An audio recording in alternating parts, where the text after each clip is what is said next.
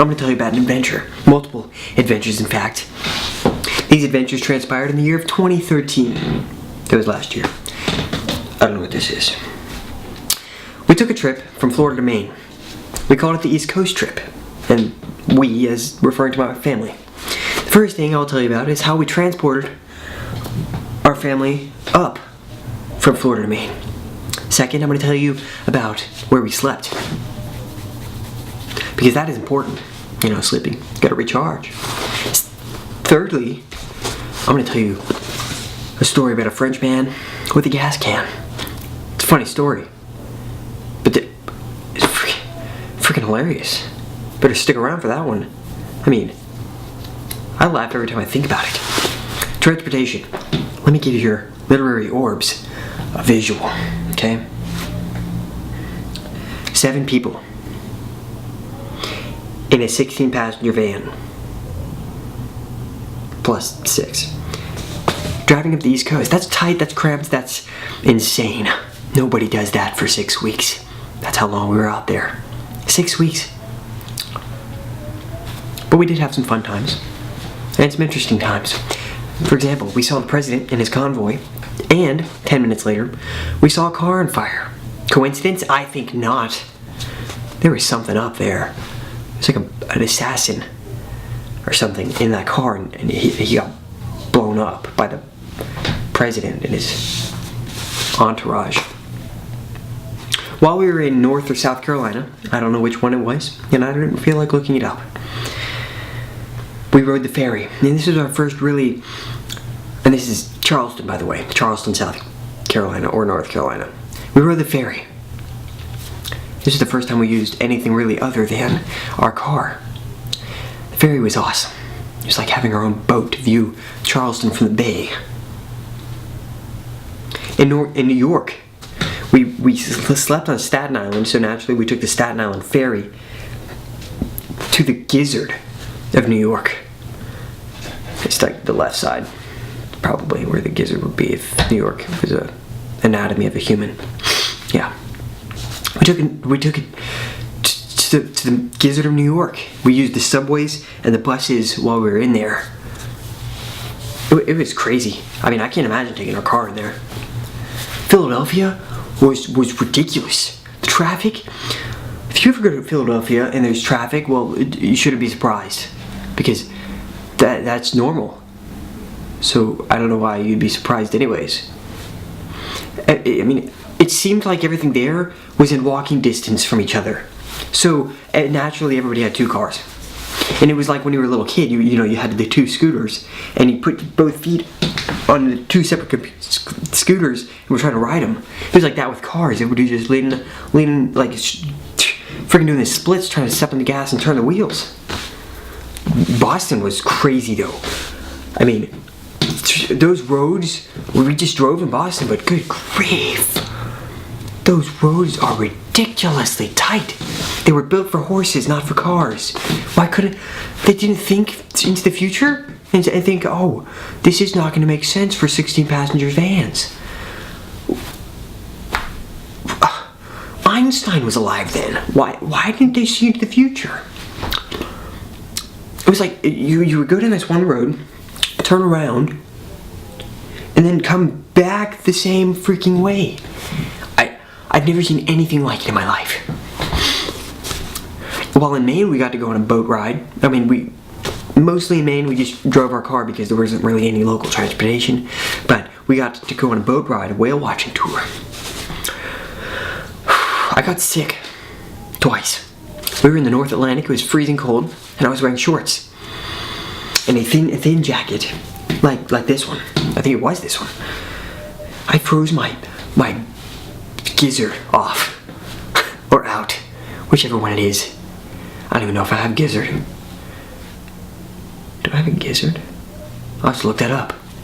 It was pretty cool though. We got to see some whales, which was interesting. The whales were interesting. I didn't really have a good transition into where we slept, so we're now into where we slept. So, like, where we slept was just crazy. Everybody thinks, like, oh yeah, hotels, duh. You just slept at a lot of hotels. I think we slept in 11 hotels. 1 night each. That's 6 weeks, 11 hotels. not batching up rationally. We slept a lot elsewhere, but the hotels were nice if they had a free continental breakfast. And if you've never had a free breakfast, I'm praying for you then, because you've missed out on childhood and life for that matter. I mean, it's just, you got to do it. It's got to be on your bucket list. It's got to move to like number 2, probably number 1. You probably don't even have a bucket list. There you go. I just started it for you. Okay? And if you've already done it, then it's on number 1 again, because you got to do it again. Because you've already done it. While we were in hotels, though, that was miserable because there were 7 of us, so I had to sleep on the ground because we just didn't have enough room on the beds. We'd slam 4 people on beds. There was only usually 2, and I couldn't sleep with mom or dad or the girls. I mean, that's just that's what it is. So I slept on the ground, which was actually fine by me because while we slept in parking lots, I would sleep on the metal bottom of the car. So the carpet was a nice respite from the freaking hardness of the car. Okay? I mean, just it's freaking hard. Okay, so the carpet was nice. Don't judge. I don't know why you judge anyways. I mean, that's just weird. I judge myself because of that. Walmart parking lots though, speaking of those were actually pretty fun to sleep in. And if you've never slept in a Walmart parking lot, I mean, you're not missing out on much, but it's pretty fun. You can go inside Walmart and have scavenger hunts. You can have bumper carts and race the shopping carts out front. I mean, you're like up at 1 o'clock in the morning just running around with these shopping carts looking like a crazy ET-defied hobbit. That made no sense. And that's confusing me in my mind. Anyways, the Walmart parking lots are pretty fun. You go inside and you get some weird looks for doing your hygiene in Walmart. I mean, that was just weird. You're walking out in your PJs and everybody else is buying Christopher Nolan movies or whatever. Which I got to see where Christopher Nolan shot the one of the Dark Knight trilogy shots in Philadelphia. Anyways, camping sites, those were probably my favorite because I love camping in general, hands down. I love camping. One of the reasons is you get to wake up and watch the sunrise, and I just love that. I love that. You're watching the sunrise over the horizon, and it's just so beautiful. You're filling the earth with color. You get down for your high spot, which I like to get in like some trees or cliffs sometimes, just to watch it. Usually taking my camera up there to take pictures. You get down to go start a fire, which I'm usually up before everybody except my dad, who's doing who knows what with his car tire. Yeah, I don't know. Anyways, I'd go start the fire to cook what we'd previously caught the day before, which usually consists of squirrel, rabbit, porcupine, and the occasional elephant. And if we didn't catch any of those, and that was a really bad day, we'd feast on hot chocolate and flavored oatmeal. Okay, so yeah, it was pretty fun camping and sleeping at all those places. One time, after we left the one of the campsites, we ended up in a campsite in Washington, D.C. This is the French man story, okay? So, hold on to your butts. I'm just getting happy. You know, it's just a funny story. So, I'm trying to start this fire, right, at this campsite in Washington, D.C. And it's wet, because it's been raining. And this guy walks over to me, and he's French, so he has a strong French accent, so he goes like this. Do you need help with the fire? I don't know how to do a French accent, so you just have to bear with me. And I was like, well, yeah, you know, maybe he knew something I didn't know about starting fires while they were wet. I mean, I know how to start fires, but wet wood, I'm like, I guess we're gonna freeze. So he's like, he goes into his little camper, and I was like, okay, yeah, that's definitely helpful. Yeah, so I keep struggling, you know, rubbing the sticks back and forth. No, I had matches. Gosh, I couldn't do that. And he comes out of his camper with a box. A box. And I was like, wow, you are just so helpful. It just touches me. Right there in the gizzard. His other hand, which I hadn't seen yet, comes out with a 5-gallon gas can.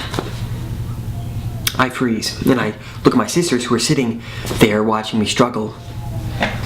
I say, you better back up, because I can't speak to this guy. He speaks French, or he doesn't really understand English. You better back up. I can't tell him not to do this. While he's walking over there, he starts unscrewing the yellow...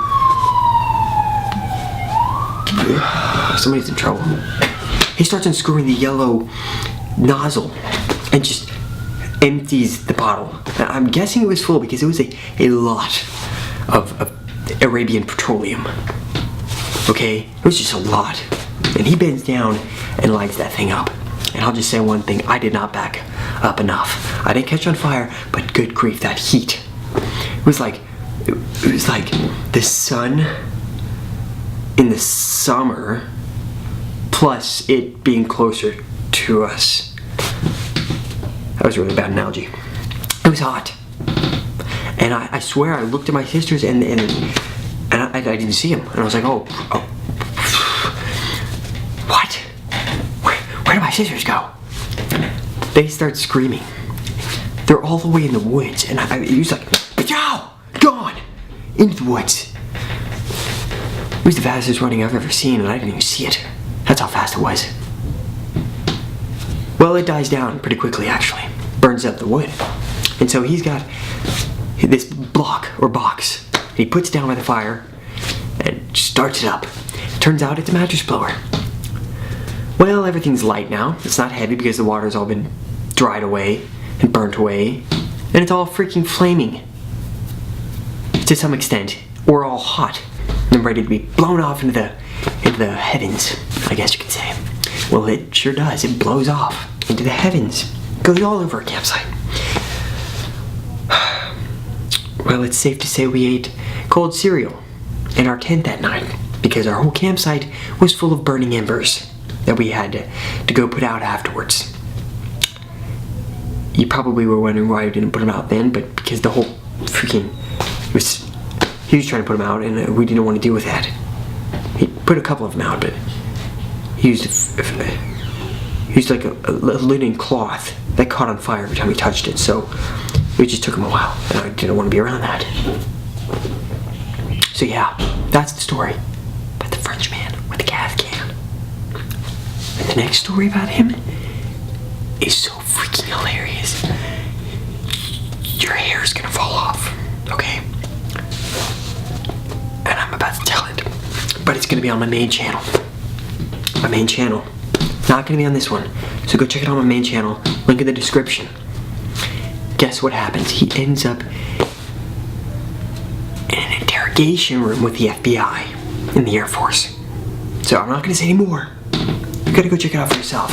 Okay? It's on the other channel. So thanks for watching, guys.